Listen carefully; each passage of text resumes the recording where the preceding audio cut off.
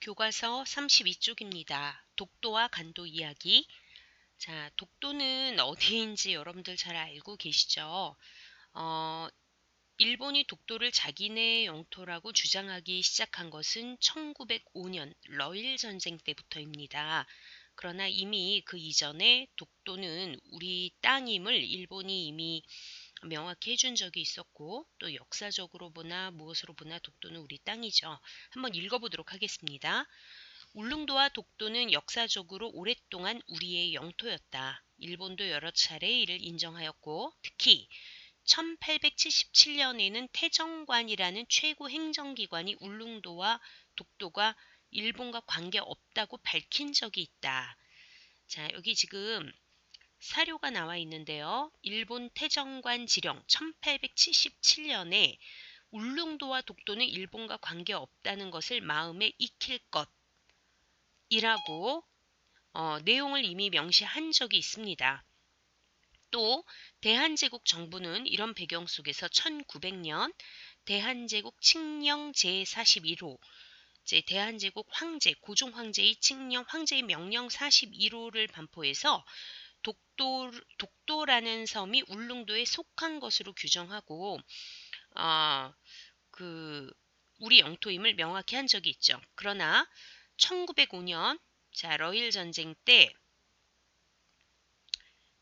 일본은 러시아 함대의 남하를 파악하기 위해 울릉도에 막루를 설치했고요. 1905년에 독도를 주인이 없는 섬이다. 무주지 선점 국제법상 주인이 없는 섬은 처음 발견한 나라가 임자라는 거죠. 그러면서 일본의 시마네현 고시 제40호를 통해 일방적으로 자신의 영토로 편입을 시켰다는 것입니다. 이전에 독도가 우리 땅이라는 것을 분명히 인정해 놓고 1905년에 독도를 갑자기 주인 없는 섬인데 본인이 처음 발견을 했기 때문에 일본의 영토다라고 말하는 것은 맞지 않죠. 이 과정에서 일본은 대한제국에 어떤 문의나 통보도 하지 않았고 당시 대한제국은 을사조약으로 외교권을 이후에 이제 1905년 을사조약으로 외교권을 빼앗긴 상태이기 때문에 일본의 외교적 항의도 할 수 없었다는 것이죠. 1900년 대한제국 칙령 41호 고종 황제의 친필 수결 사인 어세가 찍혀 있고요. 울도와 계칭하여 강원도에 부속하고 대한제국은 석도를 울도군, 울릉군의 관할구역으로 규정한다. 석도라는 말이 나와 있는데 석도는 돌섬, 독도 이렇게 해서 이미 1900년에 대한제국에서 독도를 울릉도에 부속된 섬으로 분명히 하였다는 거죠. 그러나 1905년에 주인 없는 섬이다 해가지고 시마네현 고시를 통해 자국의 영토로 편입시키는 거 이제 말이 안 되고요. 사실 독도는 현재 대한민국이 실효적인 지배를 하고 있습니다. 그래서 일본이 자꾸 독도 얘기를 끄집어내는 이유는 독도를 분쟁 지역으로 만들어서 국제사법재판소에 독도 문제를 끌고 가려는 그런 흑심이 있는 거죠. 여기에 잘 말려들지 않으면 될 것 같습니다. 넘어가겠습니다. 자, 이번에는 간도인데 의외로 간도가 어디인지 여러분들 잘 모르시는 분들이 많은 것 같아요. 간도는 중국과 영토, 지금 현재 이제 중국의 영토로 되어 있지만 사실 이 간도는 우리나라 땅입니다. 그래서 여기 보면요. 여기가 이제 우리나라 이렇게 경계가 현재 이렇게 되어 있는데 백두산이 있죠. 백두산이 있는데 여기가 간도 지역입니다. 여기가 간도 지역. 자, 간도 문제는 어떻게 시작이 되었을까? 간도는 조선과 청해의 경계가 맞닿아 있는 지역으로 두 나라 사이에 국경이 분명하지 않았다. 자, 왜 이 얘기가 나오냐면 원래 이제 중국은 이 청나라를 세운 사람들은 만주족이라고 해서 원래 중국 사람들이 아닙니다. 원래 중국의 주인은 한족들인데 이제 후에 만주에서 흥계했던 이 사람들을 거슬러 올라가면 한때 여진족이라고 불려졌고요.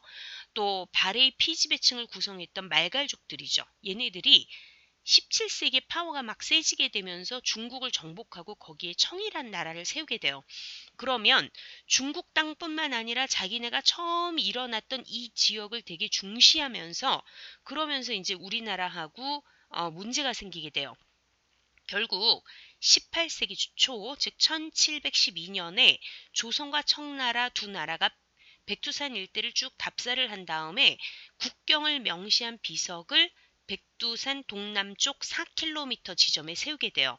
이 비석을 우리가 백두산 정계비라고 하는데 이 백두산 정계비의 내용을 보면 무슨 내용이 들어있냐면 서위 압록, 서쪽은 압록강이 경계요, 동쪽은 토문강이 경계다 이렇게 되어 있습니다. 여기 보면 토문강이라고 나와 있죠. 송화강의 지류인 토문강이 경계일 때, 자 중국과 우리나라의 국경은 이렇게 되죠. 압록강에서 토문강 이렇게 되면 이 땅이 우리 땅이 되죠.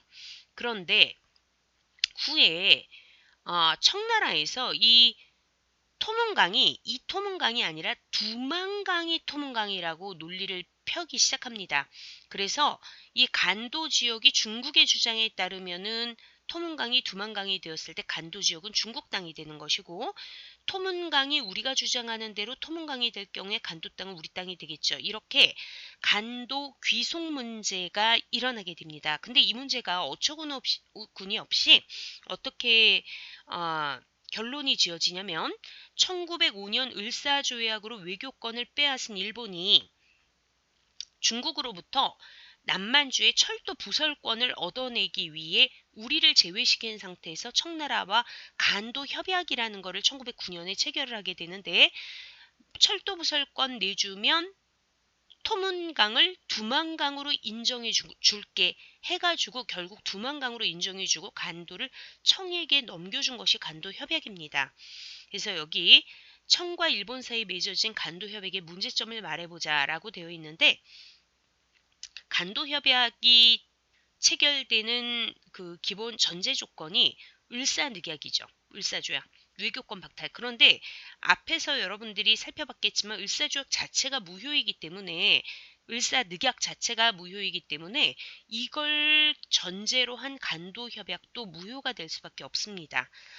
네. 그래서 백두산 정계비에 이제 양국의 국경이 명시되었다는 사실, 그리고 간도 귀속 문제가 있었을 때 일방적으로 일본이 청나라하고 간도 협약을 통해 간도 땅을 청나라에게 넘겨주었다는 것, 이렇게 여러분들이 알면 되겠습니다.